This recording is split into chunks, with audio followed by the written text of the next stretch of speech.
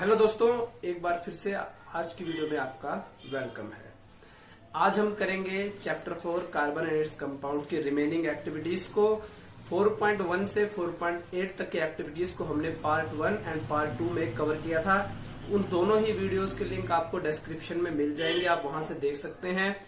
4.9 to 4.12 उन activities को हम अपने इस वीडियो में कवर करेंगे। तो चलिए स्टार्ट करते हैं।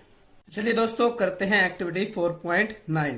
तो 4.9 में आपको कहा गया है कि अपरेटस को सेट करिए और एक स्पैटुला में सोडियम कार्बोनेट लीजिए, उसे एक टेस्ट ट्यूब में डालिए और उसमें around 2 ml of dilute ethanoic acid डालिए। यानी कि बेसिकली आपको इथेनोइक एसिड और सोडियम कार्बोनेट के बीच में रिएक्शन करवानी है और अपनी ऑब्जर्वेशन को नोट करना है।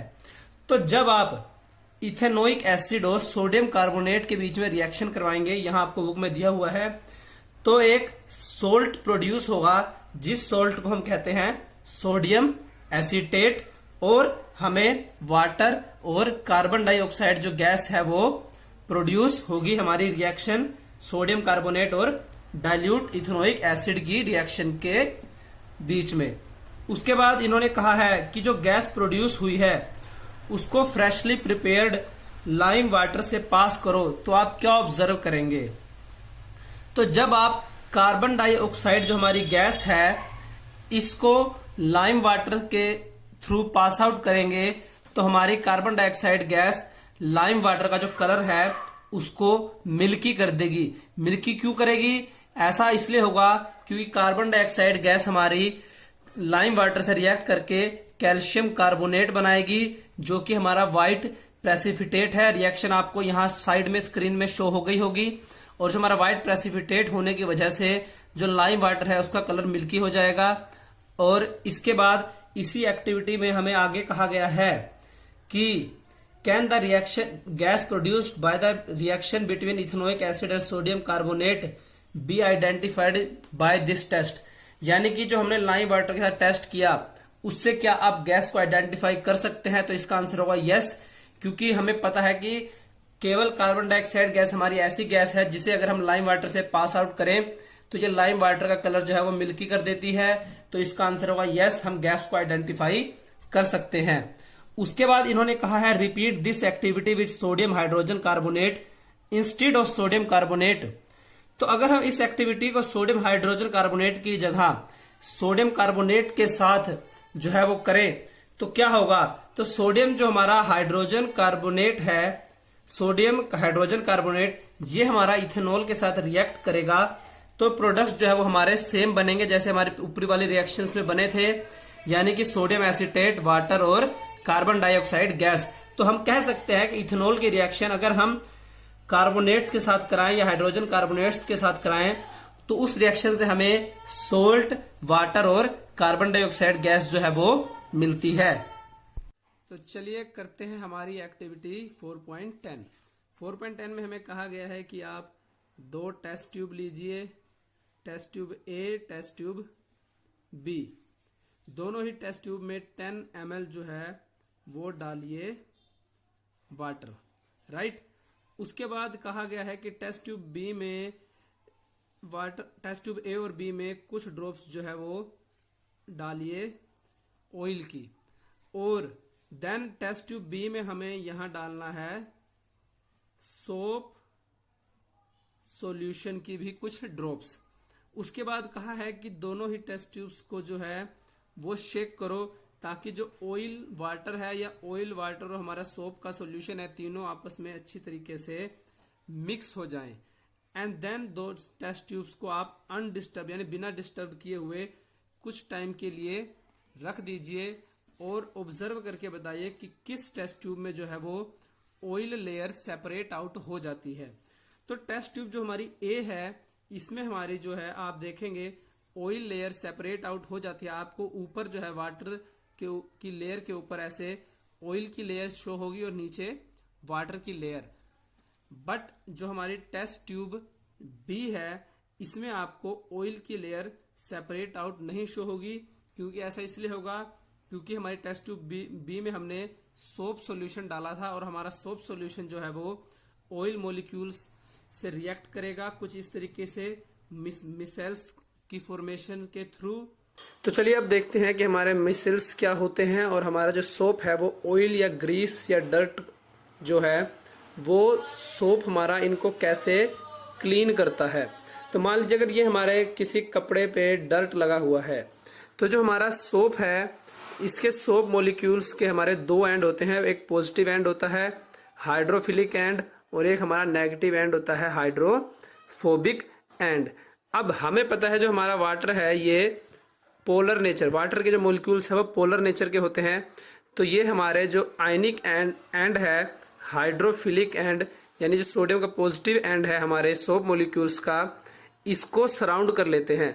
जबकि जो हमारी टेल है यानी कि हाइड्रोफोबिक एंड जो है ये हमारा फ्रीली मूव करता है।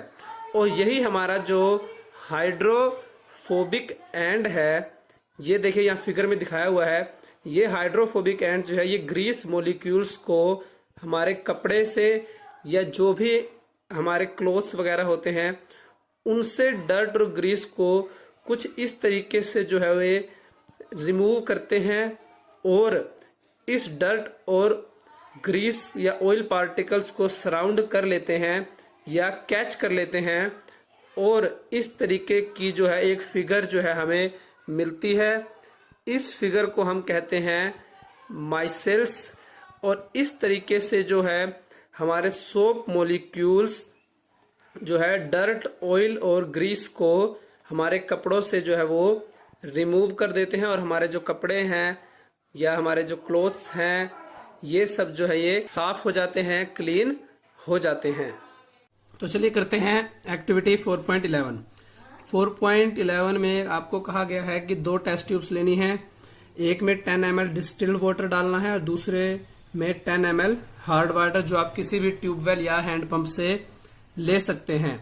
दोनों ही टेस्ट ट्यूब में कुछ ड्रॉप्स डालनी है सोप सॉल्यूशन की और फिर उन्हें शेक करना है और ये बताना है कि किस टेस्ट ट्यूब में जो है वो ज्यादा फोम प्रोड्यूस हुआ या ज्यादा, जो हिंदी में बोलूं तो ज्यादा झाग जो है वो प्रोड्यूस हुई, और किस टेस्ट ट्यूब में जो है आपको व्हाइट कर्डी प्रेसिपिटेट जो है वो आपने ऑब्जर्व किया।